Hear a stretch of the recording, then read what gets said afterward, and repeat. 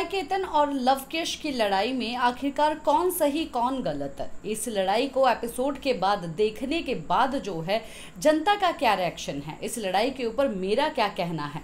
हालांकि इस लड़ाई के बारे में मैंने ऑलरेडी आज सुबह ही बात की थी, कल ही मैंने आप लोगों के सामने जो है अपने विचार रख दिए थे, पर अब जो है कुछ ज़्यादा क्लैरिटी से ये चीज़ें जो है देखने के लिए मिली, जिसके बाद जो है और भी जो थॉट है वो क्लियर हो चुके हैं, जनता के भी और मेरे भी।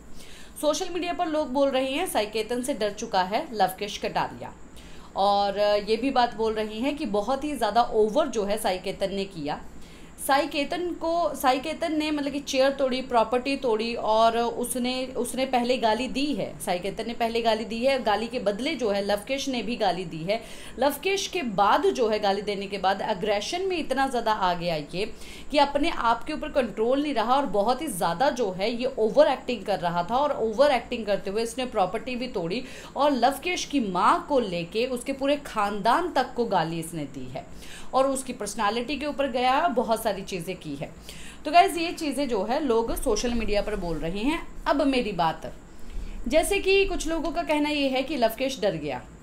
भाई अचानक कोई भी किसी के ऊपर ऐसे ही चढ़ा आएगा, ठीक है, तो वो बंदा थोड़ा पीछे ज़रूर होगा, और डरना कोई बुरी बात नहीं है। लड़ाई से अगर थप्पड़ खाना ही होता, ठीक है, लवकेश जाके खड़ा हो जाता सामने कि हाँ भाई मार मेरे को, तू मारना चाहता चल मार और निकल। अगर ये सोचते, अगर लवकेश ये बात सोचते कि हाँ सामने जाके खड़े हो जाओ कि भाई मैं तो डेयरिंग दिखाऊंगा, एक बंदा थप्पड़ मारता, थप्पड़ भी खा लेते। और बिग बॉस का आजकल जिस तरीके से दिमाग चल रहा है वो तो बस यही बात बोलता कि प्रोवोकेशन ज़्यादा थी, और अगर आपकी माँ को कोई गाली निकालता तो आखिरकार आप क्या करते।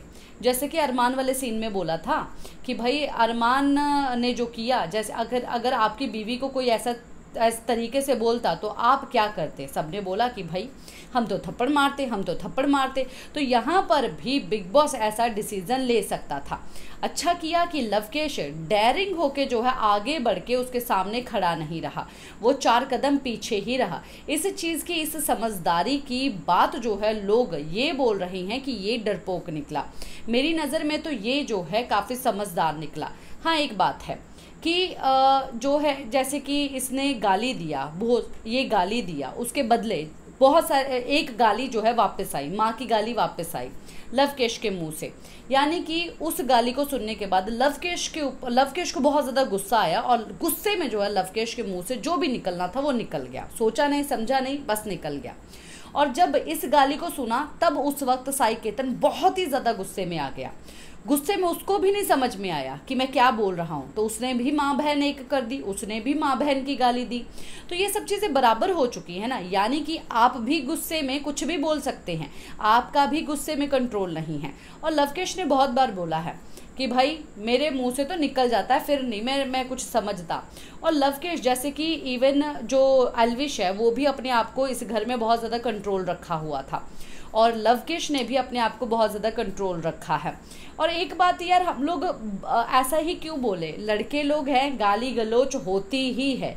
मैं पंजाब में हूँ, पंजाब के लड़के ऐसे हैं कि आपस में दोस्तों में गाली गलौच होती है, ठीक है, और जो पढ़े लिखे हैं वो इंग्लिश में गाली गलौच करते हैं। ऐसा नहीं है कि गाली गलौच करना अच्छा है या मैं उसको अप्रिशिएट कर रही हूँ, ये एक तरीका है। आपस में जब लड़ाई होती है तब अपनी गुस्सा निकालने के लिए जो है गालियों के ऊपर चले जाते हैं लोग और गुस्सा निकालते हैं। तो ये चीज़ जो है इस घर में भी हो रही है। अगर आप गाली निकालोगे तो फूल तो कोई फेंकेगा नहीं, आपको गाली ही देगा, और जो भी उसके मन में वो गाली रहेगी वो ही देगा, सोच समझ के थोड़ी ना देगा, उसको गुस्सा ऑटोमेटिकली आ जाएगा। तो ओवर तो कर ही रहा था साई केतन, और वैसे भी साई केतन ने भी जो गाली दी है वो भी माँ के ऊपर ही दी है, वो भी एक औरत के ऊपर ही दी है। ये बात खुद एल्विश यादव ने बोली है अपने ब्लॉग में। आपका क्या कहना है बताइए ज़रूर।